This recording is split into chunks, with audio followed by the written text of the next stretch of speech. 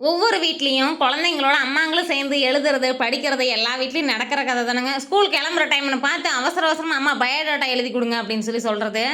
அப்புறம் நம்ம எழுதுனாலும், இல்லம்மா நீங்க எப்பயும் போல ஜாயிண்ட் லெட்டர்ல எழுதுனா மட்டும் தான் புடிக்கும். அப்பதான் நான் ஏத்துக்குவேன். இல்லன்னா இன்னொரு பேப்பர்ல எழுதி குடுங்க அப்படின்னு சொல்றது. அதனால சரி நம்ம இவங்கள நம்ப முடியாது. சேஃப்டிக்கு 2 பேப்பர் எடுத்து வச்சுக்கலான்னு எடுத்து வச்சு எழுதி, அது குடுத்ததுக்கப்புறம் அக்செப்டட் அப்படின்னு சொன்னதுக்கப்புறம் தான் எனக்கு மூச்சே வந்தது. இல்லன்னா நம்மளுக்கு இன்னும் வேலை இருக்குதுங்களே என்ன பண்றது? கடலக்காய் உடைச்சிட்டு வந்து காய போட்டிருந்தேங்களா, அதுல சிறுங்கடலக்காய் இருந்ததுனால அதெல்லாம் பொறுக்கிட்டு 1, 2 கல்லு, மண்ணு, குப்பைலாம் இருந்ததுங்களா, அதெல்லாம் கிளீன் பண்ணிட்டு எண்ணெய் ஆட்டிட்டு போலான்னு மில்லுக்கு வந்துட்டோம்.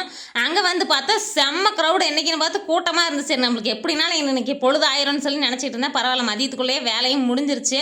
நல்லெண்ணெய் ஆட்டுறதுக்கு வந்திருந்தாங்களா, அப்ப வெல்லம் அதுல தட்டி போடுவாங்க.